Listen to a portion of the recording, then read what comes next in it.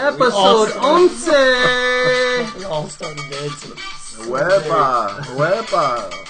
Orale! Matos locos forever. Yeah. Yes. Such a banger. It is. It's fucking so good.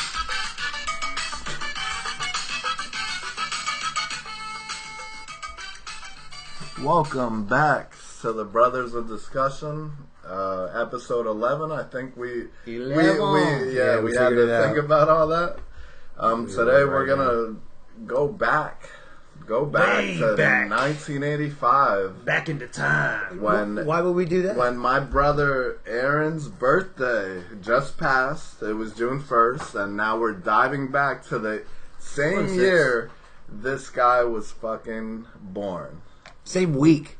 So yes, we're going back to the first week of June 1985 to kind of recap the state of wrestling and the people and our views on these people, because we don't look back enough. Yeah, and let's be honest. You know, we weren't watching much because I wasn't born, and I was a day old. Yep. So I was watching. He was already watching. John was already a fan. I was already a fan. I was about six months. Yeah. Let's see, what is that? 8 months old. But I was already over here a Hulkamaniac. I ate my vitamins. I said my prayers at 8 months old. Damn. Wonderful. So 40 years. So I'm kind of showing my age there for some of the people who don't know me personally, but 40 years old. But yeah, so I thought it'd be fun to kind of look back at what was going on in wrestling, who were the champions in both, not just WWF, but back then JCP. And we're not talking J.C. Penney. No, we are not. We're talking Jim Crockett Promotions. That's right. And it was interesting. So you're going to hear some names that maybe some of you will be like, who the fuck is that? But they're your quintessential 80s, right. Some of them even 70s wrestlers. Some of them even transition to 90s wrestlers. Mm-hmm. And even when you watch old stuff like this, you see the influence today. Do you not?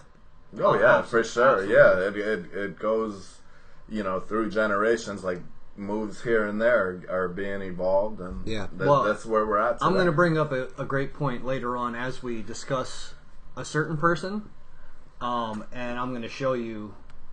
Pretty much, I'm going to lay it out there that 4 or 5 different guys stole everything they ever did from this guy. Yeah, nothing's original, man. You just take it and recreate it. Yeah. Yep. Try to make it better. Yeah, or make it your own. Because I think that argument comes a lot with moves, like the frog splash. People are like, who has the best frog splash? And I'm like, oh my god. Eddie. See, everybody says, I think Rob Van Dam's is great. Because he sold hurting himself when he did it, because essentially he would always come off and sell that. I thought that was cool. But I like D'Lo Brown's. D'Lo Brown had a great one, dude. D'Lo Brown was all around slept on good wrestler. Totally underappreciated guy. For sure. But that's way too far. We're in 1985, folks. So yeah, everybody we just talked about, nobody was wrestling like that in 1985. But so we're actually going to go on to the history of WWE.com. It's a really great website. It has all the information pretty much from house shows through pay-per-views all the way from the 70s, I think, all the way through to like the mid-2000s. So I get a lot of the information for this show from there. And it's free, so if you guys want to follow along, I'm on JCP, and I'm going right through, and we're going to start right at June 1st, rather. And these recaps kind of talk about what's going on, and then they go into the matches. And like the first thing they talk about is the champion, who is Ric Flair. And what I loved about the 80s is their promos were always about their opponent or the other bad guys, or if it was the face, it was the other heels. Yes. You know what I'm talking about? Yeah, like they really One, why don't we do that now? And 2, do you think that would work? Like if a Seth Rollins came out and said the guy's like Sami Zayn, they do it. And just start name dropping these guys. They do it, but they do it sparingly. Yeah, they do it sparingly. They try to do it. But I think the problem with today is attention spans are way shorter. So a more long promo where you're going to talk about several people, if you don't hit the points, the bullet points quickly in today's world, people tune out. It takes too much time for them, unless it's extremely entertaining, like somebody like a Paul Heyman. Yeah. You can listen to Paul Heyman. Paul Heyman he'll come out and he'll tell you who he is, what he's doing there, and what he wants to talk about, and then he goes in. Yeah, it's more attention grabbing. Nowadays, people can't fucking do anything. Yeah, and like that's a great point. And I think as we go through like the first week and 1 week of June in '85 to see how much these guys were working, I think that's kind of the issue today, is that they're not working as much. And maybe that's a good thing, because that's a complaint you hear a lot from the older wrestlers, like they were just working 350 is what they essentially said they worked. Think about that. They worked 350 days a year, which means you were off 15 days a year. So you were off maybe one time a month, sometimes twice. Right. That's fucking crazy. Right, to see your family that's for that one crazy. Day, or a couple days, that is a sacrifice. Doing something 350 fucking times a day, a year, sometimes more, you'll get good at it. So it makes sense. Like, why some of these guys, times and you're probably mad good at it. Like, so good. You know what I'm saying? If you have a 5-minute window, like, oh shit, nobody's here. Bam, you can hammer one out real quick. Exactly. We're skilled because we've been doing it for so long. I always tell people I wait till I'm home alone to pull a muscle. But I just thought that was fascinating. But just reading over this recap, all he's doing, Flair, is talking about his opponent, specific opponent, plus other people, and then talking about where he's going to go and what he's going to do. Okay? It's just, it builds anticipation. But it also, in my opinion, it's giving you the rub. When the world champion is talking about you, that means you're somebody.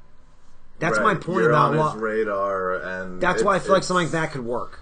Especially when you have like a dominant champion, like when a Brock Lesnar was a champion, so, he would have came out and did something like that. So listen, I agree with what you're saying, but those Ric Flair, you look at Ric Flair back then, he looked beatable.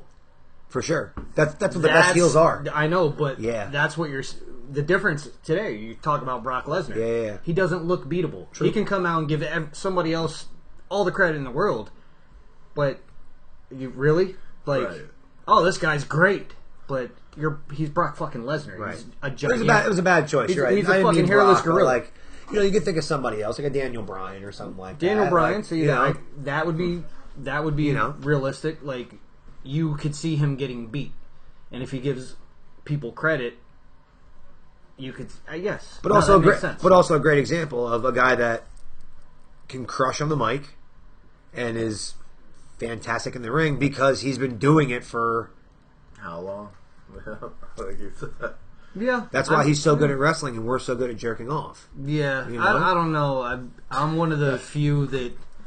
Yeah, Daniel Bryan's good, but his AEW stuff, I think, is the best stuff I've ever seen of him, other than the old stuff in Ring of Honor. He's really good. No, stuff. He's good. He's really good wrestler. Yeah, but I don't really ever feel like I was. He doesn't. He doesn't do it for me. He doesn't do it for me. That's all right. Except for when he was the eco-friendly champ. Oh yeah. And he would call everybody fickle. Yeah. I fucking loved that. Good shit. I did enjoy that, but other than that, he just never done it for me. And he would throw titles in the garbage. I would love to watch him wrestle. Didn't like to hear him. But even Flair talking about his friends, Arn Anderson, which was his cousin at one point, and then just a friend, and Tully and Ole, the kind of formation of the Four Horsemen, which changed wrestling. It really did. But so this was the match card. This was JCP in Atlanta. This was the WTBS studios, and I encourage you at home, if you haven't watched any old JCP episodes, or even if you just want to watch Dusty Rhodes promos, just go to YouTube, go to Dusty Rhodes promos, and watch a Dusty Rhodes promo in the studio, and you'll hear the audience cheering in the background, and just some of the great stuff. And the matches weren't the thing. There was a couple of good matches you could maybe watch, but most of it was promo stuff. Like their business back then was different. This is a great kind of good segue. Like, the business model of wrestling has changed so much. Like back then, you used TV to sell tickets to a show, right? Oh, like yeah. that was the idea, was to sell tickets to a show. Now the idea is to get people to just watch TV because of TV rights. Like it's a different thing, you know. And this was pre-pay-per-view too. Like so. The whole business model of wrestling was such a different thing back then. You really had to fucking hustle. You had to wrestle every day at like $3.50. You had to put on a show that and you had to come. And that was my whole point. You had to live your gimmick too. Back then. That was my whole point of Ric Flair. Just walking. That around, was my whole. That was my because whole. that sold tickets. That had people come that was my to whole see point. you. You have to have one guy at least that lives the fucking gimmick. Ric Flair and JCP. Lived the fucking gimmick. Oh yeah, definitely. Ric Flair still lives the gimmick. Hulk Hogan lived the gimmick. Ric Flair is 147 years old. He still lives the gimmick. Yeah. But I just think it's fascinating. But anyway, so the match card that they had on TV was Manny Fernandez versus George South, who is an enhancement talent. I met Manny Fernandez at one of the signings. Manny Fernandez, I did meet him as well. Yep. Okay. Magnum TA versus Mike Simani, who I don't know who the fuck that is. So Magnum TA is the biggest what if in the history of professional wrestling. Isn't that shitty, man? If he didn't have that accident, he could have been. He was Lex Luger before Lex Luger, but more talented. Yeah, he could. You know do what? A promo. He could work. When I see Magnum TA, you know who reminds me of him? Somebody I fucking hate, but I like Magnum TA. Who's that? Who do I hate in AEW? Oh, Hangman. Magnum TA and Hangman, they go together in my mind. Like I think of Magnum TA when I look at Hangman. I think his new look. Yeah, with the mustache, I think he's mirroring that. I think that's his. I think that's what he's doing. Well, especially some of the promos he did with the leather jacket. Yeah. Magnum used to wear him in his promos. Yeah. So when I seen him do that, I thought the same thing, bro. I'm glad you thought of that. I think Hangman is the Chia Pet of professional wrestling. Dude, the guy grew a fucking beard and mustache in like 3 hours. He's so good. Yeah, he's good. He's so good. AEW's been really good lately. I don't want to sidebar, but AEW's been so good. Magnum TA. God. Love it. Is, like I said, the biggest what if in the history of professional wrestling. The guy had the talent. They were ready to put the rocket on his back.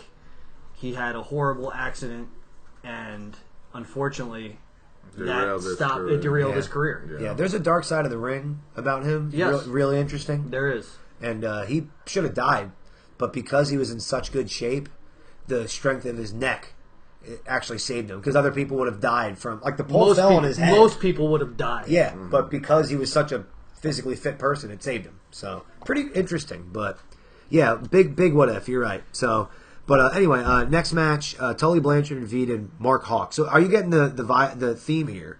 Is that this taping is really to enhance people? I mean, it's enhancement talent, and these are quick matches. Tully's another guy who I think is underrated. Yeah, I agree. Definitely. I agree. When you think of the Horsemen, I'm always thinking Tully.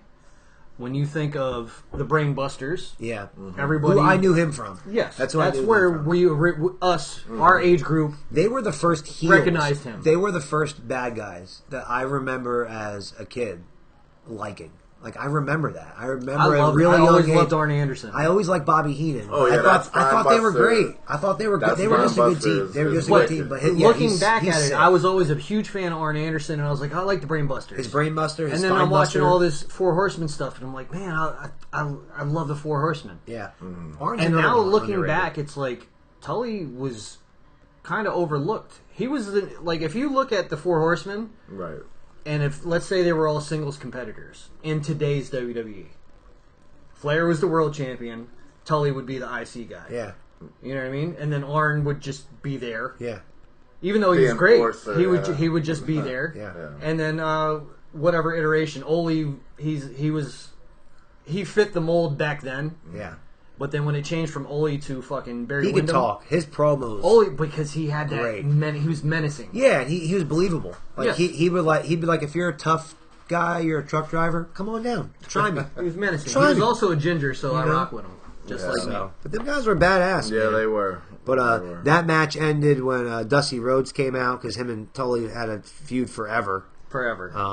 And then Arn Anderson wrestled Larry Clark. What a great fucking Larry 80s name. Clark. Larry, who Yeah. the hell is And then he confronted Brett Sawyer, and then Hacksaw Buzz Sawyer came out. Another great name. And then he gave him a Gourd Buster on the concrete. I remember seeing a clip of that. That's pretty badass. A Gourd Buster. I mean that's on the concrete even now. Well, now, but the thing is now On concrete? Ooh. now there's been so much more rehearsal. It's still though. Back then, they didn't really have time to rehearse anything. No, I mean they didn't lay out matches, but Everything was. But again, they did it 4 or 5 nights a week, so you yes, didn't need so to. everything was on the Man. fly. Then A Gourd Buster. now on the you got ground. people coming in and they train for a match. Count for me 2-3 out. months. right? You know what I mean? So it's a Count whole me different. out. Like we said, it's a whole different time. I'll take a suplex on the floor now, No, but you not won't. not a Gourd Buster. I'll give you a suplex on the floor. I'll take one. I'll eat one. On the I tile would. floor? No, on the carpet, Shit. not on the tile. Nah, you know, I do it on the tile.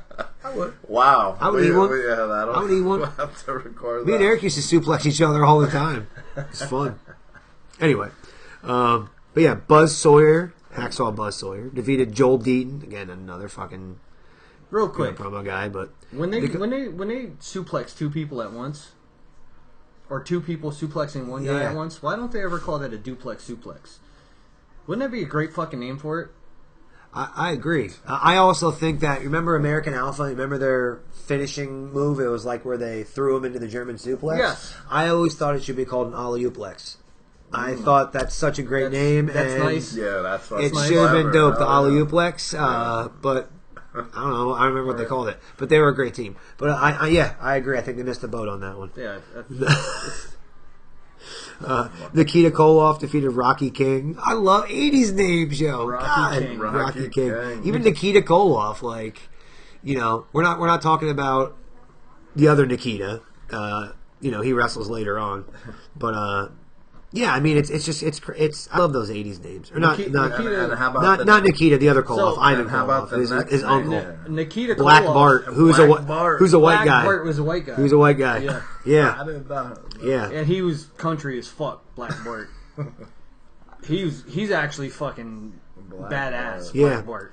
And then how about Black Bart pinned National Heavyweight Champion Ron Garvin to win title Garvin. loser leaves town match. So he left there. I'm assuming I probably have to look into this, but I think that's when he left for the WWF because he had won the title at one point. He was the NWA champion. He had beat Ric Flair and lost it back to him.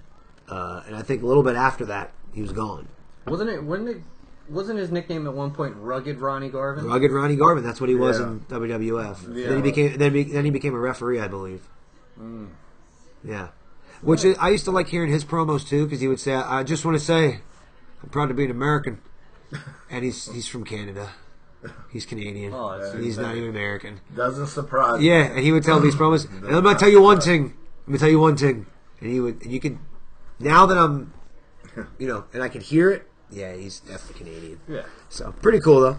But you have Dick Slater, Paul Garner. What a great name. Thunderbolt Patterson, Why do I- Pistol Pez Wiley, and the Italian Stallion. The Italian Thunderbolt Stallion. Patterson. So let me just tell you a little thing about Thunderbolt Please, Patterson. give me something. So this guy, he's a black guy. Yes, he is. Okay. That's correct. It's Thunderbolt affirmative. Patterson. So is Pistol Pez Wiley. And Italian Thunderbolt Stallion. Patterson is coined by many black superstars today as the reason that they thought they could be wrestlers. Junkyard Dog said Thunderbolt Patterson was his biggest inspiration. Yeah, I can see You that. got people like Big E. That's cool. I've heard several Bobby Lashley, Mark Henry. These guys are all talking about Thunderbolt Patterson as an inspiration to them because at that time, in the early '80s, it was America's. I mean, still today, very racist, but it was more racist then. It was acceptable to be racist then. You know what I mean? So Thunderbolt Patterson was like the first guy to bridge that gap and kind of be mainstream as an African American wrestler. So that gave some of these young men hope and like, hey, I can do this, Right. and I'm not going to be just looked at as this sideshow thing. Right. So It's an inspiration. Yeah. I just want to put that out there because I've seen many wrestlers talk about Thunderbolt Patterson being an inspiration to them. Yeah. No, that's cool. Even Pistol Pez Wiley, like he changed his name at one point, went to something else down the line when he had a feud with Jimmy Valiant. I think it was in 86 or 87 maybe. But yeah, really cool. But yeah, so you have Abdullah the Butcher versus Mike Nichols, which I can't imagine a squash match with Abdullah. It has to be bad. Yeah. No, that's gotta suck. Full of Hep C and all that. Yeah, definitely. yeah. Ivan Koloff versus the Green Shadow. The Green Shadow.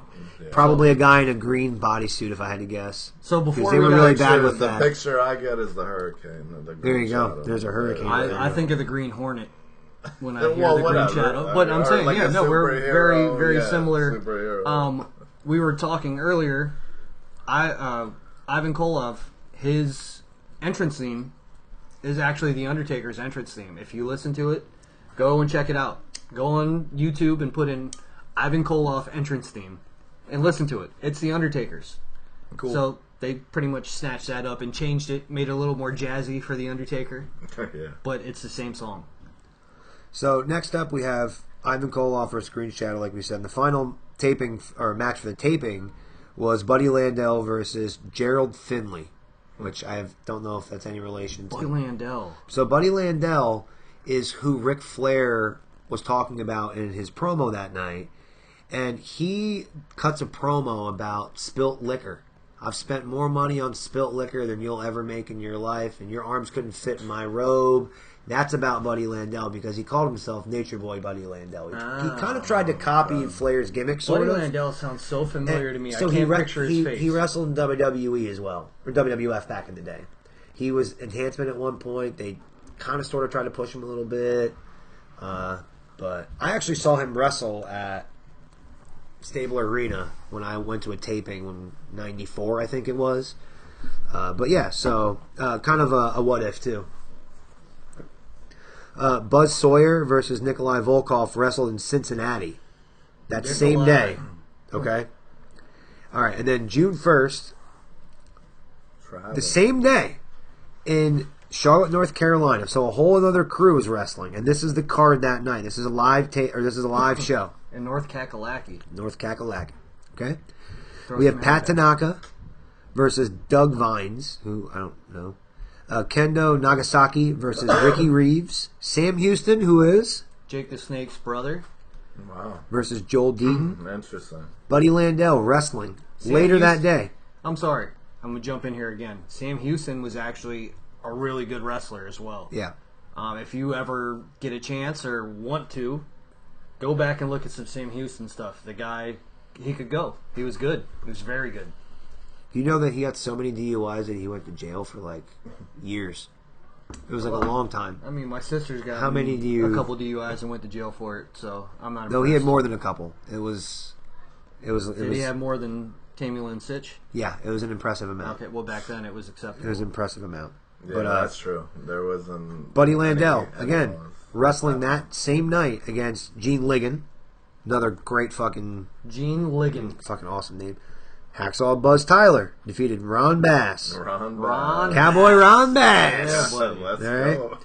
Jimmy Boogie Woogie Man Valiant and Dick Slater beat superstar Billy Graham and the Barbarian. Okay. And again, Billy Graham, another one. Yeah. Who to this day, where the body type. Yeah. He was the first bodybuilder to be a wrestler. So like he was the first one to do it. And everybody copied him. You know who copied him? I teased this earlier. Hulk Hogan. Yeah, Hogan with the NWO. So I teased this earlier. So even early Hogan Superstar Billy Graham has been copied by so many people. Yes. Jesse the Body Ventura. Yes. Hulk Hogan. Yes. Macho Man with the boa, the style of all these guys. Everybody, the physique. He was the first of all that shit. Yeah. He really was. He was very innovative. Everybody took his stuff and changed it to make it their own. Saying brother. Okay, here's a little known fact about Billy Graham. Superstar Billy Graham. Mm-hmm. You know what his namesake is from? An evangelist, Billy Graham. He was a big religious person. Huh. Okay. Superstar Billy Graham took his name from a religious person, and he was calling everyone brother because he considered them his brother in Christ. And it wasn't just like a shoot thing that he was saying for the TV and for the cameras. Right. He was calling them brother because he looked at everybody as his brother in Christ. He was a very religious man. That's cool. It's an interesting... Yeah, it is. I call everybody brother now. I've been saying it for years. I love it. It's a great saying. Yeah, Big Papa Pump, like, emulated him too. Yeah. Like, Yes. his look, Yes. his physique, 100%. like you said. It's a great call. That's So just 2000s Billy Graham. I said when Great call. You're I right. said when we started this that I would name at least 4 or 5 He guys. bleached his hair. Yeah, that's what I mean. So we I just had named the it. black. Yeah. We just named Great call. So we need to figure out one more 3, because I 4. said we would name 4. I would name 4 or 5 guys that stole from this person, and I was talking about Billy Sergeant Graham. Slaughter did. So Hogan, Sergeant Slaughter's Macho first Man, Jesse run Ventura, was not Sergeant Scott Slaughter. Steiner, Sergeant Slaughter. Yeah, he was trying to be a. He was like Hollywood, whatever his Brutus name was. Beefcake. Yeah. Okay. Go on and keep going. You can just keep going. Fucking Gorgeous George. Yeah, I mean, it's ridiculous. But again, like we said very early on, nothing's original. He was At that time, yes, he definitely was. But even like Ric Flair, like he took what? Yeah, who? I think he was Nature Boy. Buddy Rogers, maybe was his name. No, he was No, but that's Nature Boy. Yeah, he took that's that who he from Buddy Rogers. Yeah, and yes, Buddy Rogers 100%. used to come out with a robe. Yep. And he was the first one to have a gimmick. He would take a hairpin or something, and every match he'd throw it out into the crowd. And like that's another innovative thing. Like Right. it's just bringing the crowd in. Yeah. It's just Oh, such yeah, a different time back then. And Yeah. it's just funny as we start naming these people how influential they still are. But next match was Magnum TA versus Tully Blanchard to a draw. That probably had to be a great Yeah, match. it was Their probably feud was phenomenal. and probably a really shitty main event. Dusty Rhodes versus Abdullah, which I don't know if Dusty's doing the whole blood and guts thing because I guess he kind of does. That is kind of his he bag, does. so He I'm sure bleeds. he did. Yeah. Okay, and then guess what? A fourth show on June 1st. This one's in New Orleans at the Superdome, and this one has Dutch Mantel, crazy, Yeah. Dutch Mantel. pinned Mark Mantel. Reagan, As some people know him, Zeb Coulter. the Nightmare Randy Cully. I don't even know who the fuck that is. Pinned Frankie Lane. I'll tell you what, those 11,000 people were probably really fucking pissed off at this. The Barbarian wrestled that night. So he was in Charlotte, many- North how Carolina many in the matches day were and drove or flew to fucking New Orleans and wrestled in the Superdome. How much money do you think he got paid? Where was he earlier in the day? Charlotte, North Carolina. So Charlotte to New Orleans drive. That's Check it. that's a long fucking drive. Hey Siri. How far is it from Charlotte, North Carolina to New Orleans. to New Orleans? Unlock your iPhone first. Oh, fuck you, Siri. Hey Siri. How far is it from Charlotte, North Carolina to New Orleans? 400 miles. It's fucking nuts. It's not working. Yeah, but let's say it was 400 miles. And it's going to take That's you a 7 hours. 6-7 hour drive. Yeah, I'm just wondering, like, when did all So it's these probably a shows 1 o'clock start? show. So it's Right, probably a that's 1 what I o'clock mean show and an with 8 all- o'clock show. yeah. I think that's how they used All to do this it. stuff It was going either a on 12 at o'clock or one 1 time. o'clock start time, and then an 8 or 8:30 start time at night. Maybe even Which a 9 makes o'clock. sense, because the Superdome is a huge Yeah. venue. But The other thing might be time Whoa, zones. we were off. How far? Probably 700 miles. It's 715 miles. All right, there That's you a go. 10-hour and 35-minute drive. All right, so you're flying. So that's a flight. So they're catching a flight. So they're doing a 1 o'clock show. Right. They're leaving, catching a flight, getting off the flight, and immediately going to the arena and wrestling. And- At the Superdome. yeah. The fucking Superdome. And already taking bumps, mind you. That's like, that's they, an they hour were and- doing that that's all Doing an it all hour over and- again. Like, It's that's just under wild. 2 hours of a flight. Like, Yeah. Crazy. But, so Bill Dundee pinned Tom Pritchard, which is pretty cool. It's Bruce Pritchard's brother. And That was fucking also- Dundee was good too. Yeah.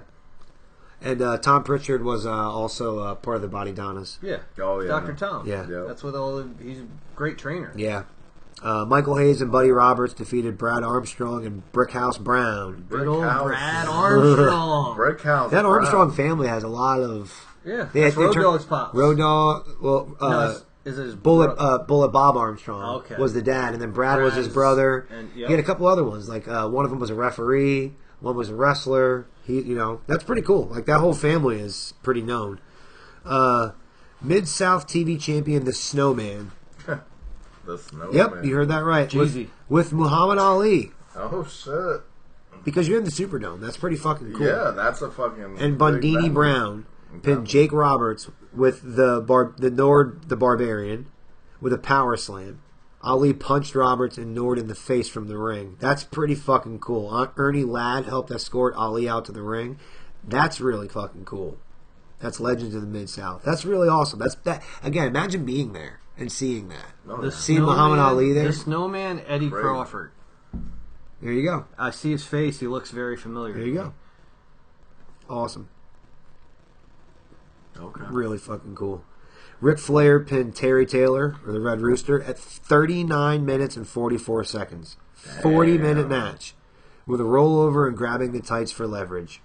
I feel like that's cool. Terry Taylor doesn't get enough credit either. He doesn't. I heard he's a shit disturber in the background. I also heard FYI that he says that he created Ass to Mouth. ATM. He said that was his invention in the 80s. Yeah, very well. He said he used to brag about it to guys back in the 80s. And it got brought up on a podcast, and some guy was like, dude, I heard him tell me that in like 1986. I'm like, what? That dude's a pimp. But anyway, that's neither here nor there. Here's a great one. Sergeant Slaughter and Terry Daniels defeated the Dirty White Boys in a boot camp match. You know what's cool about wrestle that night. You know what's cool about Sergeant Slaughter? He turned face and became like the real Sergeant Slaughter character on fucking G.I. Joe. Yeah, G.I. Joe, man. No. Really that came after. He got that afterward. Yes. When he became the actual character of Sergeant Slaughter for the WWF. It was at Ag Hall in Allentown. It was at Ag Hall in Allentown. Oh, okay. He ran in and saved. I forget who it was, but it was against. He came in to help somebody against the Iron Sheik, and he was like, "I will not let you talk about America like that." Yeah. He became wow. I saw that. I saw that on Legends of Wrestling. Is a great. Shit? How cool is that? And at Ag Hall, dude, so much cool stuff happened there. That's what I mean. What the first ever black tag team champions, Tony Atlas and Rocky Johnson. They won their tag titles in Ag Hall.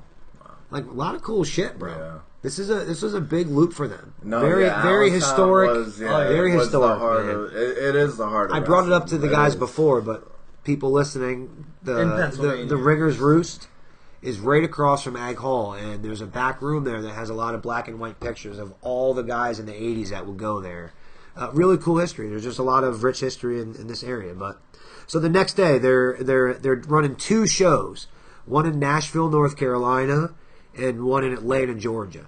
So it looks like what they're doing is they're keeping some of the guys that were in North Carolina already and have them just drive from Charlotte to Asheville, and then the guys that were in New Orleans are just going to go up to Atlanta, which still is probably a shitty drive. I'd say it's still at least 8. You want check 8 hours? Look at that while we go through the match card. So Sam Houston's wrestling Joel Deaton, Kendo Nagasaki's wrestling Stony Burke.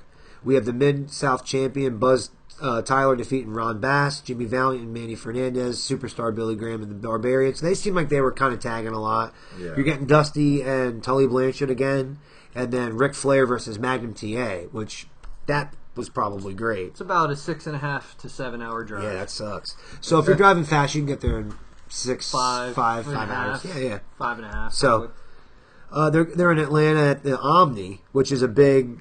That's like their mecca, I guess, you know. But Arn Anderson defeated the Italian Stallion. You have Bob Roop, great name, versus Gerald Finley. R-U-R-R-O-O-P.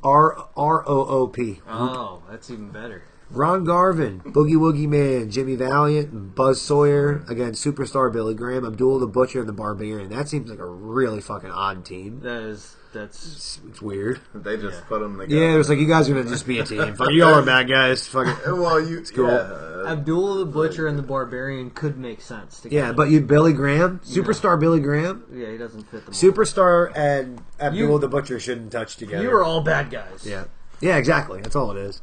And here. Tully Blanchard defeated Pistol Pez Watley, and Thunderball Patterson defeated Ole Anderson via disqualification. That's cool. Ivan Koloff and Khrushchev, which I believe was Bam Bam Bigelow. No, that was Barry Darsow, I think, the guy that was in Demolition. I don't know. Yeah. Bam Bam was always Bam Bam. He was always Bam Bam. He actually carried that name. He was. No, he wasn't, because he was I Bam don't Bam. think he was. Before my that. gut Crusher. instinct- What's Crusher's what? Crusher who? Crusher Khrushchev. KRUSCHEV. I'm pretty sure it was Barry Darsow. I think that's his name, and he was the guy that was in Demolition. Yeah. I'm pretty good with my history. But I don't know. Pretty I sure, feel pretty like sure I'm Bam right on Bam- that. He's gonna look it up and be like, oh yeah. I feel like Bam Bam. Yeah, it was Smash. Yeah, It was Smash. I know. Yes. I know. Okay. But I know. I'm not wrong. Look at Bam Bam. Bam Bam. Had Who was it? different You name. know who you're thinking of? Had You're a thinking of different Big name. Boss Man? No. And Big Boss Man wrestled under a bunch of different names. I know, but no. Before he became Big Boss Bam, Man. Bam Bam's on the Young Rock. He was like the Crusher or something. That was his other. Oh, maybe early on. But Yes. I know he wrestled in JCP as Bam Bam, and then came back to wrestled in WCW afterwards as Bam Bam. He somehow owned that name. If you look at a lot of these guys, when they would go to these different places, they couldn't use their same monikers. Ric Flair was one that they let him use. Crusher Yurkov. Crusher Yurkov. Okay, there you go. So that's It was why. close, right. That's why. Yeah. That's what I But knew. yeah, Crusher was Khrushchev. the So I didn't know that. I name. didn't know he was a Crusher Khrushchev. But yeah. So the Omni, man. So really interesting They were shit. probably a So team. They're both Crushers. so now we're in June 3rd. Again, how many shows are we running? 2. And we have just a small show. This is just a taping. And this is at Cumber County Memorial Arena. So this was cool. Like, they would do these little shows. And, like, we'll see this in WWF, too. You would do these big arena shows Right. where it looks cool for some tapings. And then your small little venues, your little spot shows, your little arena, Right. like your little... I mean, that's yeah. That, bread and butter. Yep. And just advertising your business, you know. Yeah. Like And those that's- little venues created the bigger venues. Yeah. And everybody once If- they heard well, like, you know, yeah, and it's whoever it was, it's good Hulk practice, Hogan too. or whatever. Yeah. And yeah, that's every Like, honestly. I actually just watched an interview with Undertaker every talking. time I went to Stabler, it was their practice show. And as a matter of fact, you know, going back, like I remember seeing Del Rio before he was auditioning, you know what I mean? Yeah, like it's doing cool. his Yeah, thing yeah. before he became Dark and that was matches, cool to like- see. That's cool. Yeah. That was fucking cool to see. That So- and my Undertaker said he was on his podcast, and he was talking about doing house shows against Bret Hart for this long loop. And he was like, and that's where I started experimenting different moves that weren't part of my moveset. right. And at these house shows on these loops, I would try new things to see if it would stick or if I could execute it. So I find that could be, with today's wrestling, I think it can be a problem because WWE's not doing the house shows. Right. They did away with that. Yeah, Right? so everything's going to be on TV. Like, they got to be able to practice, try new shit, try it out before you fucking put it on TV. And I think that's kind of my point is like, we're 3 days in and there are guys that have wrestled 4 times already. Like, they've been 4 fucking matches in 3 days. Like, there are guys that are wrestling once a week. Sometimes once every other week. Sometimes, in Roman's case, at one point when he was a champion, it was once every 3 years or 3 months. Fucking EO, You know? since WrestleMania, Yeah. has wrestled maybe once or twice. You know? So, 'Cause really interesting. I mean, if you think about like the AEW roster, a lot of them too. Once a month, they might If get that. sprinkled in. Yeah. But here's You know the what thing, I though. mean? Here's the Like, thing, though, with some of them, AEW, and because this is a little different than WWF or WWE now, and this is maybe what they need. AEW has Ring of Honor, so like you'll see Sammy Guevara. You're like, oh, I haven't seen him in a while. He's a Ring of Honor tag champion with Dustin Rhodes. They've been tag champs for months. Yeah. They're co-main Yeah. events on a lot of their shows. Yeah. If you don't watch Ring of Honor, you don't see that. Right. So a lot of those people, like Athena, she's the longest reigning Ring Yeah, of Honor I women's did see champion of all that. time. She's crushing. And she's fucking awesome. She's really She good. is really good. Yeah. So there's a lot going on there, but so the 3rd is a light day. It's only a 3-match taping, so probably a lot of promos. But it's Jimmy Valiant versus the Barbarian, which is actually a good TV That's a match. good match. Dusty Rhodes versus Abdul the Butcher in a bounty match, which is again probably fucking terrible. And then you also got Magnum TA versus Tully, and at that time Magnum was the U.S. champion and Tully was the TV champ. So that's cool having like a champion versus champion thing. Yeah. Really No, cool. all 3 of those matches were probably entertaining. Yeah, and then Lord Humongous versus Ric Flair. You gotta look up who that was. Like I think that might have been an early Sid, but I can't remember if that was his name or not. But that would make sense because I think he started right around this time. So he'll look it up. But and then you have a TV taping going into the 4th, and that's it. So these guys are getting a little bit of a break finally. You have Kendo Nagasaki against Gene Liggum. You're correct. It was Sid, right? It's the character played by a number of wrestlers. Okay. Including Jeff Van Camp Sr., Sid Vicious, Barry Buchanan, and Sid's son, Gunnar Udy. Okay. So it clearly wasn't Gunnar, but it might have been somebody else. But yes, you have Nikita against Gene Liggum, Abdullah the Butcher again against Sam Houston, Rocky Kernoodle. We haven't heard of him. His name. Yeah, Rocky Kernoodle and Don Kernoodle. Those are great fucking names. Against the Mid-Atlantic Heavyweight Champion. They had a lot of fucking championships. Man, you say fucking AEW has too many championships. God damn. They have three different like heavyweight championships. Yeah, 4 different mid-cards and 5 different tag team champions. Well, you got to also think, back in this time, it was all the different territories. So all the territories had their own championships. But this is all. Some of these guys would. But these are all NWA championships. These are all NWA. I'm talking about. Like there's a Mid-Atlantic Heavyweight Champion. There's a TV Champion. There's a U.S. Champion. There's a World Heavyweight Champion. Why? Why is there 4 Heavyweight Champions? Do we need that? Well, although I will say, the idea of a TV champion, they were trying. Great fucking concept. Yeah. You wrestle once a week. You defend your title, and you have to win it in 15 minutes. Great fucking concept. I think it's such a cool thing that would work today. Mm-hmm. The television champion, that's the TBS and TNT champion are kind of, I think, but they don't have that same stip, and it's not treated that way. You know what WWE is? That fucking show, Speed. Yes, yeah, it's stupid. It's stupid. But that's kind of that. It's kind of that fucking what you're saying. You defend it every week. Yeah. It's a quick match. It's cool. And maybe not defending every week, but you're featured every week because you're the TV champ. So you might not wrestle every week, but you're there every week, or you're damn near wrestle almost every week. You're the workhorse. Yeah. Arn Anderson was a TV champ forever. I mean, that's a great. Mm-hmm. I did enjoy the WCW. They did TV champ for a while. Yeah. I enjoyed their champion. Cool, because I think WCW did theirs where they defended it every week. I think it was every week, and it might have been a bum so match. That was like their cool. like their Intercontinental. Yeah, essentially. Well, not even. That was because the Intercontinental was even. There was they were close. The European. So we're gonna Intercontinental was more important than European. We're gonna fire through these last couple days and then get into the fun stuff in WWF. So we have the 5th with Kendo Nagasaki. Oh, we did the 5th already. So we're on the 6th. Again, Kendo Nagasaki. They really love this fucking guy. Defeated Mark Fleming. He's wrestling somebody out every night, and he's winning every night. So they're obviously pushing this guy. Superstar Billy Graham defeated Denny Brown. Exactly. Ron Bass defeated Sam Houston. Jimmy Valiant defeated the Barbarian in a lumberjack match. That probably sucked. Lumberjack matches are fucking stupid. Manny Fernandez versus Buzz Tyler defeated Ivan Koloff and Crusher Khrushchev. And you had Dusty Rhodes and Magnum TA versus Tully and Abdullah. Again, Tully and Abdullah? So, fucking Barry Darsow, Crusher Khrushchev smash. Yeah. Simon Belt.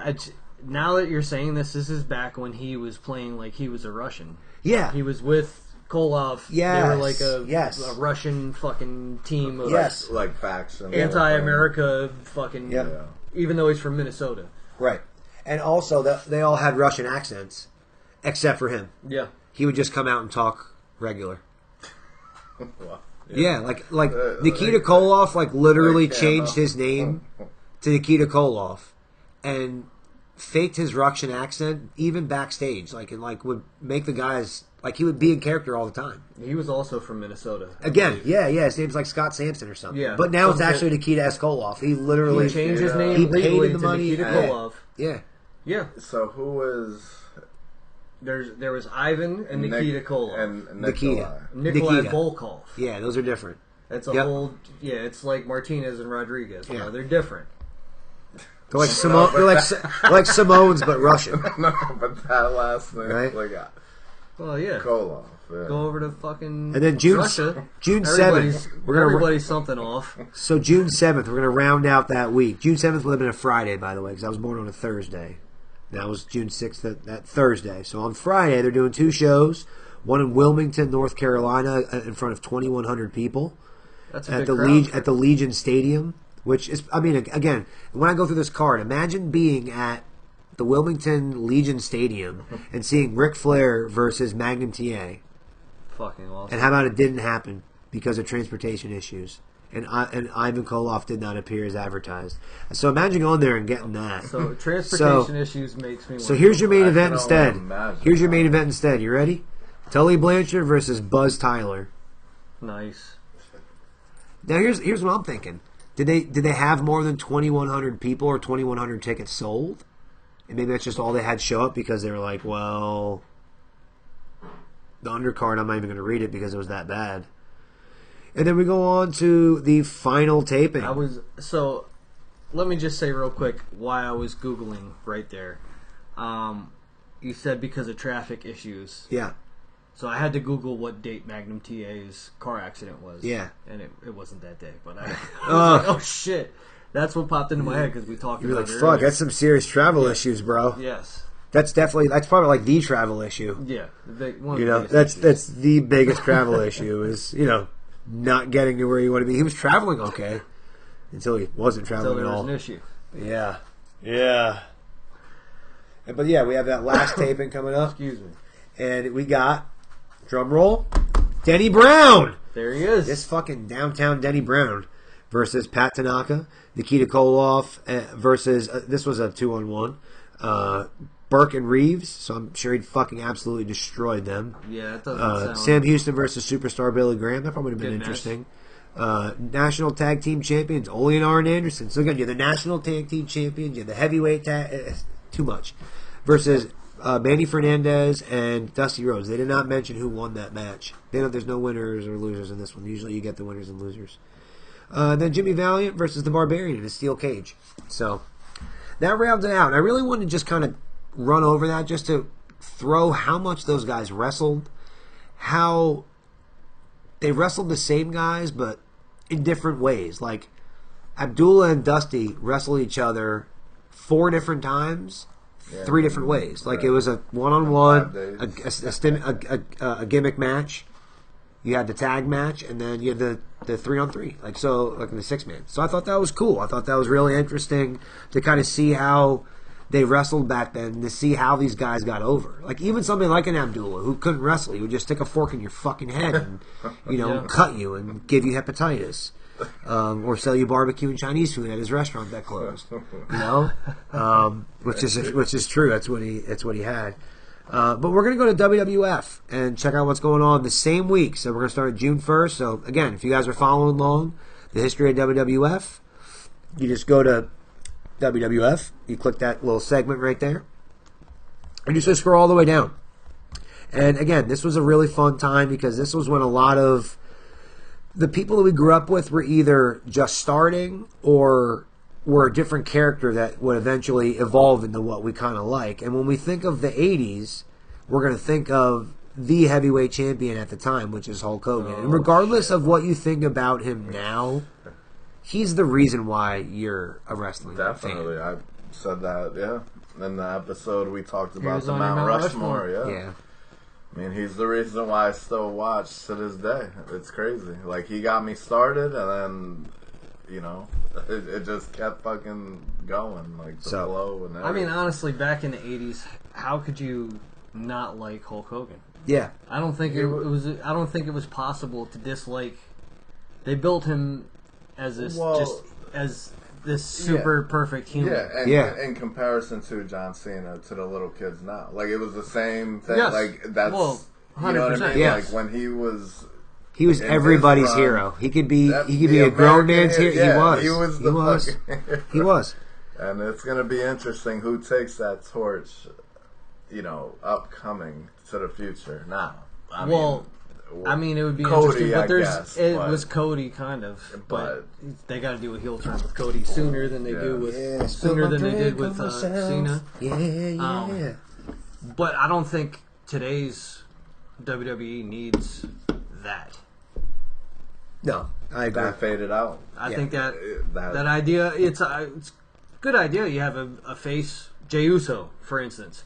You go with him for a few months, maybe up to a year. Like, okay, let's he's a good face. Now change it, give somebody else a shot. Like that's what they do nowadays. Yeah. It's whoever the fans kind of get behind, and they're like, okay, let's like this guy for a month. Yeah, and it's a shitty way to book because what you should be doing is setting up the next person. That really goes back to the very beginning of what I was saying about the Ric Flair promo. It's like he's now setting up, if he beats Buddy Landel, he's now setting up Manny Fernandez because you just talk shit about Manny. And then now he's setting up Dusty. And like that's the thing about talking these guys up is that you're setting yourself up for the next person. Like that's the whole point of wrestling is to make the other guy look good. Yeah. If you make the other guy look good, you're making yourself look good in the process. And like that's the whole that's the whole product yeah. look good. You know, that was the critique that Flair would get a lot is that he would do these enhancement matches and he would go too long. And they were like, why are you going so long? He's like, look, if I go out there and just beat the fuck out of somebody, I'm not beating anybody. But if I go out there and give the guy something, I'm beating somebody. You know what I mean? Yeah. So it's great. It's a great concept. But so WWF is in Baltimore, Maryland on June 1st, 1985 in front of 12,700 people. That's pretty fucking cool. And they are there to see Sonny Boy Hayes defeat Cowboy Lang. I don't know any of those guys. The Missing Link versus Jose Luis Rivera. No idea who the fuck they are. Mike Powers, I know who he is, versus Ron Shaw. Ricky Steamboat defeated Les Thornton. George the Animal Steel defeated Charlie Fulton. Okay. The Junkyard Dog defeated Big John Studd. Okay. And Bruno and David San Martino. That's when those figures. Yeah, that was big. Right? That was big. You're right. You're right. So it was right around that time. Defeated Brutus Beefcake and Johnny V. Yeah. And then that same day, they're in Minneapolis. Okay, now real quick, I just want to say that card, which really isn't much, drew almost 13,000. That's pretty crazy. That's how hot WWF was. Yeah. To bring 13,000 people in for that fucking card. That's pretty good. Same day, Minneapolis at the Met Center, 5,000 people, and SD Jones fought Steve Lombardi, who is the Brooklyn Brawler. Oh, And he also was Doink at one point. Doink was a couple different. He was people. a few different. He was also Knuckleball. Yeah, Knuckleball Schwartz or something like that. I think it was Knuckleball Schwartz. You're right. And they did that because he's Jewish. Yes. Yeah, it's hilarious. It was a rib on him for being a Jew. How funny is that? The Spoiler pinned Tony Gurria in an 11-minute match. I can't imagine that. Bob Orton defeated in 11 minutes. Tony Gurria. Yeah, in 11 minutes. I can't even imagine what those two look like. Yeah, I know what Tony Gurria looks like, but I just can't. I just can't imagine an 11-minute match with him. It was lots of headlocks, kind of mullety, lots of standing arm bars.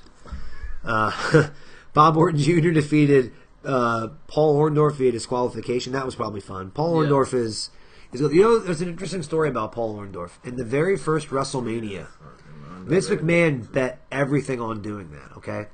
And part of the main event was the payoff. And he was like, look, guys, I can pay you X amount of dollars up front right now. I'll pay you for the show. Or you can wait until we get everything back. Because back then, you got to think, like, when you ordered something from pay-per-view or something like that, you had to wait, like, for the cable companies to get the money. And then it's not like process. now. Yeah. Everything. You had to wait. Yeah. So he decided not to take the payoff, and he ended up losing out on a lot of money. You have to lose out on a lot of money because you got to think right around this time is when they were beginning to take off. Yeah. I mean, because these guys, this will be WrestleMania 42, but isn't it 42 coming up? Yep. Yeah, next year. Yep. But age, yep. They didn't start 40 years ago or 42 years ago. It was like 40 years ago. Yeah. It was like 2 WrestleManias within a year. Yeah. Like once or twice that it happened. Mm-hmm. So I thought that was really interesting to kind of hear that. But yeah, anyway, so Ken Patera, another great name, another great throwback against pinned Swede Hansen, who I've never heard of. Swede. And here we go. This one again, to see this. What's crazy is this drew 5,000, and this is Hulk Hogan defeating Don Morocco. Sure. Now that's something you pay to see. Yeah, that, you know? In that time, Don Morocco. How about this match? Bret Hart and Jim Neidhart defeating Salvatore Bellomo and George Wells in 17 fucking minutes. I don't care if Bret Hart and Neidhart are wrestling a broomstick and a parking cone. It's going to be a good fucking match. Yeah. You know, That's I think them two, just Bret Hart in general. Yeah, Bret Hart's fucking fantastic. And then Tito Santana pinned, which I kind of forgot he was a WWF IC champ at one point. Greg Valentine in 17 minutes in a non-title taped fist match, which is such an 80s thing. Valentine was Intercontinental champ for a long time. Yeah, he was. Too. It was a hell of a reign. He was. Yeah, he had a good character, good gimmick. So the next day, June 2nd, they're in Denver. So you're in either Minnesota or Baltimore. The next day, you're in fucking Denver at the McNichols Arena, which probably isn't even fucking standing anymore. No, I wouldn't. And that had 9,000 people there. So that's a good crowd, too. Hell yeah. Jesse Ventura pinned Tony Gurria. Barry Windham, and we were kind of looking at this earlier. I forgot he was in the WWF. He pinned the Iron Sheik that night, that's pretty fucking crazy to think about. And then, and here's the other thing: he was the tag champ at the time because him and Nikolai were tag champs. Oh. So that's pretty interesting. Greg Valentine, the IC champ, beat Tito Santana again the following night. Mike Rotundo beat Nikolai Volkov. There you go. And that's what I was saying. So and Mike Rotundo and Barry Windham were a tag team. Yeah, and Mike Rotundo is IRS. IRS, Yeah. Bray Wyatt's dad. Yep. So and actually, Bray Wyatt's name is Windham because of Barry Windham. Like they were so close. Right. Their families. Yeah, their families are so tight. They call him like uncle. Yeah. Yeah. So imagine that, like naming your kid after like your best friend. I met Barry Windham. It was so cool. I said, dude, you are like a man's man. I shook his hand, and it was like his hand ate mine. It was crazy, and like, he's a fucking man's man. But I just thought that was real interesting that those guys wrestled there. But you got Bret Hart and Jim Neidhart again. That's that following night against Bellomo and Wells. Mad Dog Vachon, who's Luna's, I don't know if I think they were related. I believe that's his daughter, if I'm not mistaken. That's what I thought. Yeah. Fought the Spoiler, who I thought was wrestling in JCP. Did we not hear him in JCP? I thought we did. The Spoiler. He's spoiling shit. Well, it was a double disqualification anyway. And Hulk Hogan pinned Ken Patera. How about that? Ken Patera had served time. Yeah, him and a Japanese wrestler. He might not have been Japanese. I might have this wrong. But I know it was Ken Patera. Anyway, him and this guy went to a McDonald's to get food, and they were closed. And there's a couple of different stories. Either the guys were like, oh, we have food, but we're not going to give it to you. Or they were like eating it in front of them, like taunting them. Mm-hmm. But they kind of threw a rock through the window and then went and like stole the food. And then the cops came and they kind of fought the cops. Or the cops came to the hotel afterwards. Something crazy. Either way, they beat up a bunch of cops and like they went to jail. So that's pretty wild. I always thought that was kind of cool. Maybe not beating up cops, but I think that whole thing kind of adds to your situation. Yeah. So you have All-Star tapings on June 3rd. And what's cool about this is in the recap on here, and I'm going to kind of breeze through it because it's kind of big, but they would do these tapings, and they'd be for 3 or 4 weeks. Mm-hmm. So they would do these probably 4-hour house shows. So that's probably also a benefit of having several shows bunched together. Right. Because they would TV taping. Sometimes you'd watch something at that time on TV, and there'd be 5 matches, and they'd be in 4 different venues. So I bring this up because people talk so much shit about Tony Khan. He is the biggest fucking wrestling fan. Right? He really is. You can talk all the shit you want. When we went to the PPL Center, what did they do? There was exactly 2 or that. 3 episodes. 4 episodes. They got 2 Rampage. They got Ring of Honor, Rampage, Collision, and the other some other show. But I remember seeing 4 different shows that we saw stuff on. Mm-hmm. Even if it was 3, that's smart. That's a really smart concept of like taping. Yeah, I just thought that's really smart. You just keep the setup similar and make it seem like you're not paying. It was also cool seeing we're live from or we're here from Allentown, PA. Right. I just thought that was cool, but I was like, oh wow, like I remember seeing that match. I remember seeing that match, and like it was just interesting, and the way that it was taped out of order, like they taped that. Yeah, they taped the Will Ospreay and Brian Cage match as the opener because that was going to be the main event on the one show that we were there because there was a double taping or something, and I think we were.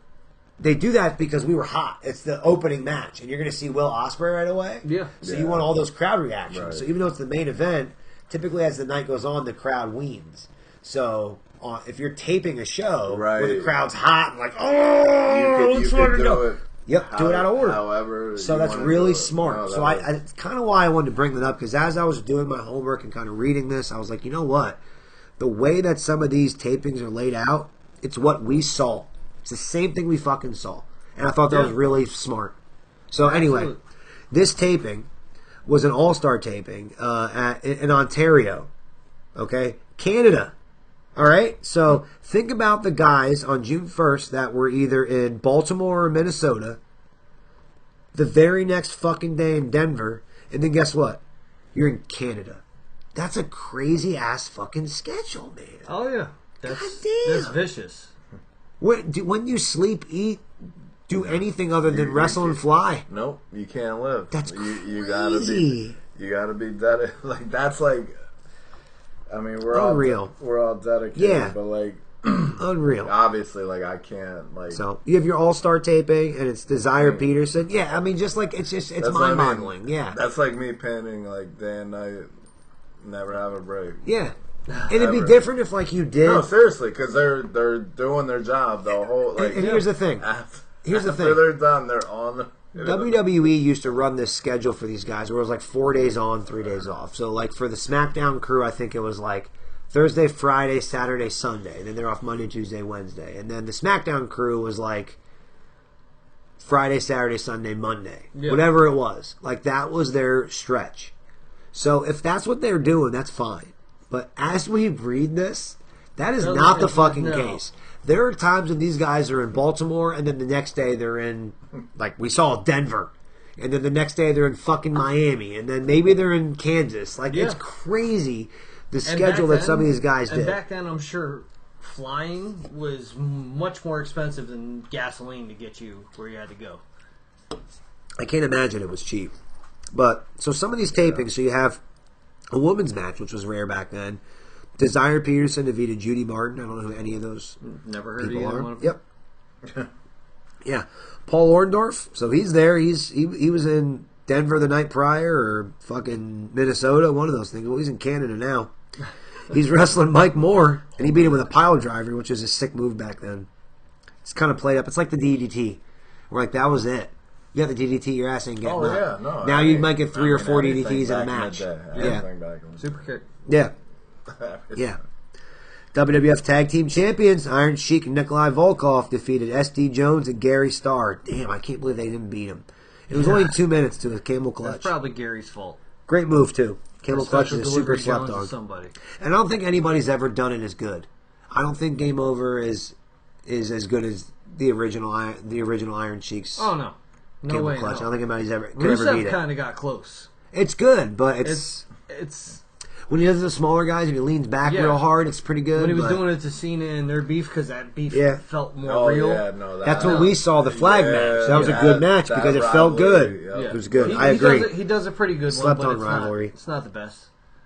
Ricky Steamboat pinned AJ Petruzzi with a crossbody off the top, which he used a lot as a finisher. Just the crazy finishers in the 80s. Mm-hmm. You know, like a suplex was Harley Race's finisher. Imagine that. Yeah. A suplex. What's your finish? Suplex. It was just. What's your finish? Crossbody. I think a lot of it was just fighting back then, and then you would was. do a few wrestling moves. Yeah. How about Tito and Junkyard as a tag team? Nice. Defeating Mr. X and Barry O. That's great. Mr. X. Barry O. Mr. X. XO. I wonder if that was a tag team. No. He submitted to Santina's figure 4 following a power slam from Junkyard Dog. So it's probably like a 2-move combo. That's probably one of the first ones. Had to be. What other teams were doing shit like that? Power slam into a move. Usually it was like a dual move. Yeah, a tandem move. But that's pretty cool. That had to be cool. Because Junkyard wasn't really known for his fucking wrestling. That's for sure. Don Morocco pinned Gary Starr in 2.5 minutes. Man, all these matches are fucking 4 minutes or less. Yeah. Fucking Gary. With a tombstone. After dedicating the move to Jesse Ventura. Because they were having a little bit of a beef at that time, which is pretty cool. Captain Lou Albano with George Steele. Yeah. And the other side was Mr. Fuji. Huh. Interesting. How about that? Look at that shit. Captain Lou's my guy. Captain Lou. Brett and Jim Neidhart against George Wells and Bob Marcus. Again, 2.5 minutes. All these fucking matches are 2.5 minutes. You know why? Bob Marcus. That's a great name. Why. You can't trust anybody with 2 first names. No. Right? Never. If your first name and your last name is also a first name, no. Nope. Don't trust you. I don't trust you. B. Brian Blair, part of the Killer Bees. That's my guy. Defeated Ted Grizzly with a sleeper. He put his ass to sleep. The WWF Tag Team Champions, the Iron Sheik and Nikolai Volkov, defeated Rick McGraw and Nelson Felix. I love these fucking TV tapings. I love that I've never heard of half any of these people. So Bret Hart and Jim Neidhart are wrestling again. Wait, who are those guys? Never heard of them. I don't know. Against Luke Poirier and Jack Landos in a 3.5 minute match. So they did wrestle twice, but you're talking a total of 6 minutes of wrestling. 2 TV tapings. But now I understand why Bret. Now I can see why he got pissed off that he couldn't leave the way he wanted to leave the company. Yeah, because he's wrestling back here. That's what I mean. Like, he's been dedicated to the company. And Fran, excellent point. This is all like excellent point. Now that I'm like reflecting, you're like, goddamn, this motherfucker's wrestling 2 times in Canada, and he was just in Minnesota a day before. You wonder why he's pissed off? Since 1985. Yeah. To be like carrying the, I mean, he didn't, he was relevant. But he was a relevant, wrestler, yeah, right? Yeah, he was well known, and so now I can see it. That's why he did punch Vince in the face. Hey, whatever. Fantastic point. Fucking. Seriously, it's like, motherfucker, I'm out here wrestling 2 times in Canada, bitch. 2 times a night. After a you pay me twice. You pay me twice. And what's cool is that's a 2-week taping. So the first match would have aired on the 22nd, and the second one would have aired on the 29th. So I think that's pretty cool. But Ricky Steamboat pinned Mike Moore again, 2 minutes, crossbody off the top. So wrestling 2 times in a night. Brutus Beefcake with Johnny V in his corner defeated Mario Menici with a running knee lift, which is that doesn't even sound like a fucking finishing move. A running knee lift? Really? Brutus Beefcake sucked a dick. Move. I never liked him. Even when I was a kid, I thought he sucked. I was like, he looks like an asshole. He really does look like a piece of shit. He looks like a fucking asshole. He looks like the worst kind of person. Yeah. And like from a beach town. Yeah. Like big ass. Like drive down to Ocean City, Maryland. Beefcake. Drive down to Ocean City, Maryland in the fucking 80s, and he probably lived there. He's the biggest douchebag down there. Fucking super douchey. He made it work. B. Brian Blair wrestled again, defeating Mr. X, and Paul Orndorff defeated Steve Lombardi. There wasn't a match over 4 minutes. Just over 4 minutes, but that's pretty crazy. So you had a total of 14 matches. Probably a 4-hour night. Yeah. Probably a 4-hour night. It was probably less than that. Yeah. Because there was no bullshit fillers in between. Yeah. You're right. They probably didn't do that many promos or anything. I'm sure they didn't do any of that shit. It was just like, let's go. 85, they didn't start. Like, they were just starting. Like I said, I guess now that you say that, like, Jim Crockett Promotions, that's where the promo started. Yeah. Because that's when Ric Flair, took it from, prior wrestlers that... What was that guy's name you mentioned? That he took that from? Nature Boy Buddy Rogers. Yeah. So, I think it was Buddy Rogers or something like that. I have to look it up. So that's what I mean. Yeah. Like, so Ric Flair probably, like, started that trend, like, and Vince McMahon probably was like, oh, shit. Because I'm telling you, in the late 80s... You might be onto something, because I don't remember... In the late 80s, I don't remember when Hogan started really cutting promos, but you're probably right because and Hogan was champ here, but he wasn't really doing the Hogan thing. I think 86. That's what I mean. Is really when it started kicking on. So I think Flair might have really started that. You're right. When him and Dusty had that shit down. Like that's probably all they were pushing. Like Vince was like, okay. Concentrate on. No, but this is right when they started promos because this. Is no, right I know, when but I mean, but they started. perfected it because Macho Man is one of the best. Like you can say, there's so many guys that. I think what you're saying is that the emphasis. Like they perfected I think that putting shit the by emphasis, 89. putting Seriously, more of an 89, emphasis 90. on a realistic promo and being your character in your promo, like Flair did, is kind of what these guys started to do. Right. Macho Man lived his gimmick. Hogan lived his gimmick. Like you guys are saying. I think it's a great. It's a great point. I think Flair influenced these guys, and Hogan even said that in Flair's documentary. Hogan's like, I stole a lot of my shit from Flair. He's like, I think he's the fucking greatest. Like, and it's for him to say that. It's pretty fucking cool, you know. But that's a really interesting taping, and they got a lot done. They fucking got 10 pounds of shit in a 5-pound bag there. They really did. But they're in Queens, New York. The next day, because, fuck it. We'll go from Canada to Queens, New York. And they have 2 shows in New York. Oh, I lie. I'm sorry. They're running 3 shows. So that's just fucking crazy. They're really asking a lot out of these guys. Ontario to New York isn't that bad. It doesn't matter. It's still... Okay. So this is June 4th. Again, we're going to go... Let's say you are Ricky Steamboat. You were in Baltimore on the 1st. You were in Denver on the 2nd, Ontario, Canada on the 3rd, and you're in fucking New York on the 4th. That's crazy. That's just insane. To me, that's just I can't wrap my head around that. I can't wrap my head around that travel. It's just crazy. To me, it's just nuts. It's really nuts. But anyway, and they're in Queens, New York. So this is the first show, 1 of 3. They're at Wagner College Gym. You got Rene Goulet and Steve Lombardi. And really, let's go to the main events here. We got Barry Windham and Mike Rotunda defeating the WWF Tag Team Champions via countout. So no title change. But you also had Tony Atlas winning that night with the Gorilla Press against Terry Gibbs. And Rick McGraw versus Larry Sharp. Okay. Cool. Those guys were there. So, you're in Troy, New York. You're there. The RPI Fieldhouse. You got Barry O and Steve Hansen. You got Gamma Singh and Salvatore Baloma. I don't know any of these guys. Yeah, they didn't catch at all. Yeah. Like, not even one bit. No, but you also have Bret Hart and Jim Neidhart against Tony Gurria and S.D. Jones. Johnny Rodz, who was a trainer now, a really prominent trainer, against Jose Luis Rivera. Don Morocco defeating the Junkyard Dog. That'd be a cool thing to be able to see. Fun one. And then Paul Orndorff and Bob Orton in a double disqualification. And then in Binghamton is probably where you're going to see some of the bigger stars. The scheduled main event was canceled. Well, it wasn't the main event, but it was Beefcake versus Snuka. So we'll see if there's a sub for that. But we got George Wells and Joe DiNardo subbing for Matt Bourne, who was... You guys knew who Matt Bourne was? Matt Bourne was Doink. Yes, sir. Ding, ding, ding.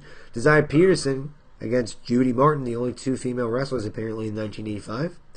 The Missing Link defeated Paul Roma. Okay. Interesting fact about Paul Roma: he's a horseman. It's fucking crazy. Can you believe that shit? So was Steve McMichael. But Michael at least acted like a horseman. He would party and fucking be crazy. Roma just... There's a lot of people that joined the Horsemen and it didn't fit the mold. Yeah, they just kept trying.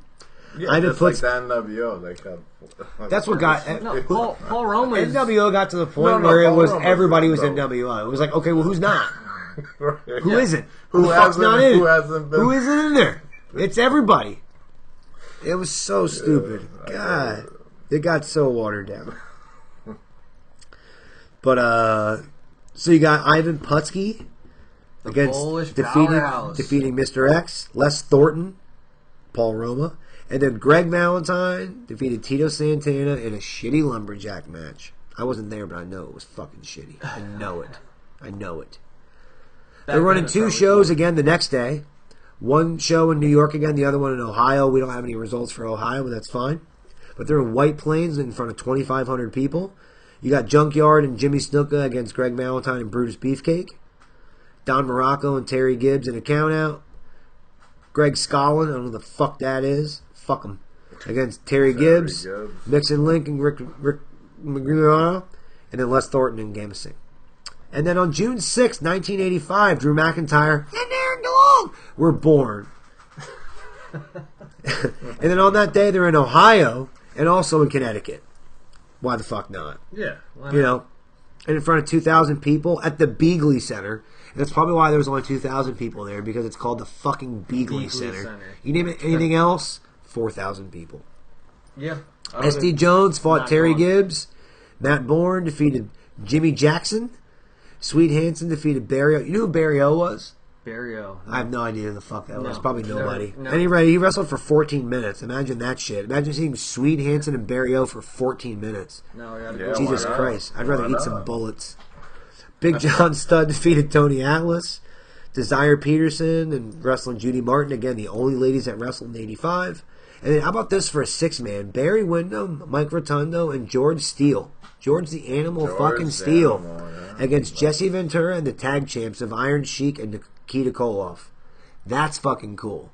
Now, of all the matches so far in 85, that was probably the coolest one in WWE. Or WWF at that time. And then in June 6th again, same day, New Haven, Connecticut, B. Brian Blair, Les Thornton, Rick McGraw, and Mr. X. Jimmy Snuka defeated Gamma Singh. The Missing Link defeated George Wells. Don Morocco defeated Ivan Putski. And Tito Santana and Junkyard Dog defeated Beefcake and Greg Valentine. Again, probably another cool fucking live match. Mm-hmm. And Paul Orndorff and Bob Orton. They were like an every other night, probably because they're a little older. So, Barrio, I just looked it up. Barrio is actually Bob Orton's brother. Oh, cool. His name was Barry. Barry Orton. Barry Randall Orton. Oh, he would give people the RBO. There you go. That's crazy. So that's probably why Randy's name is Randy. Because of his brother Randall. Oh, wow, that's pretty cool. Good little fact there, buddy. And then June 7th, they have 2 shows. No, I'm sorry. I lie. They have 3. Well, actually, they really only have 2. Because on June 7th, Hogan was wrestling in New Japan. And I kind of forgot that he was doing that back then. Yeah. He was flying to do that. At a sellout. Yeah. And it was Inoki. Against Inoki. And Kimura defeated Hulk Hogan and Iron Mike Sharp in a tag team match. That's pretty fucking cool, man. That was back when Hogan wrestled, when he was in Japan back in that time. He actually wrestled. There was actually 2 other shows going on at that time. One in Pittsburgh and one in East Rutherford. But I'm kind of going to skip over those because I want to kind of see what Hogan was doing to kind of finish out this show in Japan, because he was wrestling there more. He wrestled again 2 days later, and he pinned Sakaguchi. I'm sure I fucked that up. No. Sakaguchi? I'm in. I'm in. Count me in. I think you hit it. But have you ever seen any of Hogan's Japan shit? Yeah. Dude, he would throw enziguris and suplexes, and I know. homeboy can go. Yeah, he was. Okay? He could wrestle. So I got a lot of respect for watching him, because I watched an interview of his in the early 2000s, and some guy was like critiquing his wrestling. He was like, "Look, brother, you ever seen my Japan stuff? I got over not wrestling like that. Why the fuck would I wrestle like that all the time and beat myself up?" And mind you, Hogan's already fucked up. Mm-hmm. Like, he's had how many surgeries? Yeah. Can you imagine if he wrestled like that all the time? So I'm not mad at it, because you're not wrestling that much. I think I want to end it kind of on that. I think that's why today's wrestling is working on a certain level, because these guys are taking those bumps once a week, sometimes less, rather than twice a day. Yeah. Or sometimes in a calendar week, 9 times, because they're wrestling that whole week, and sometimes 2 times in a day, double shots. And you wonder why they were on painkillers. Now, I don't have any of this in front of me, but you can actually look up online what these guys were making. Yeah. But imagine what just say hypothetically, you got paid $500 a show. In 1 week, it's $3,500. If you're wrestling all week. Yeah. And if you're doing double shots, that much back that's another what I mean, grand. like Some of these guys were, for sure. Like Flair. No, they were getting more than that. Their payouts, bro. So think about the $12,700. If everybody was paid $20 back then, it's a good house. You're talking $200,000, $250,000. Yeah, you could pay that guy $5,000. So those payoffs back then were huge. From what Jim Ross was saying, he said when he was in charge of booking, he got 33% of the gross. So if they did $200,000, he got 33% of that. And that's what he used to pay the guys out. He would kind of decipher who, Right. And a certain portion that was always cut out for a Steve Austin or a Brett, whoever was at the top. So I thought that was an interesting way to kind of look at it. It's like how some of those guys got paid. The draw is who's going to. That's why those guys did have $1 million years, before merch. Flair had $1 million year before T-shirts and action figures. That's why he's a millionaire now, because he just puts his face on stuff. They put out, I have Ric Flair one with a red robe. There's one with a purple robe. There's one with a blue robe. There's one with a green robe. Guy just makes fucking millions off of just figures. So it's a different game. Right. You know what I mean? Right. But this was a fun episode, kind of talking about the history of what was going on back then and just talking about some old school names. It was kind of fun. It was ridiculous to hear some names that, a lot of that you kind of forgot about. Yeah, some there were some that I forgot fuck? about. There were some, exactly, that I've never even heard of. And then I Googled as we're doing this and learned something about. But it's interesting, just the history of wrestling. It really intrigues me where of how we've evolved. Yeah, because wrestling originated in at the carnival, right? Yeah, with wrestlers, shoot wrestlers, and then evolved into a work, and then here we fucking are. Right. I have a room full of wrestling memorabilia, and we have a fucking podcast, guys, and we watch wrestling all the time. How it grew. It's cool, but this was a fun little episode with great porn music to start it, and I had a blast spilling my drink on myself almost twice. Yeah, that was good. But this was another fun episode. Yeah. We got lots of more fun stuff coming up. I think we're going to do some recaps on some shows.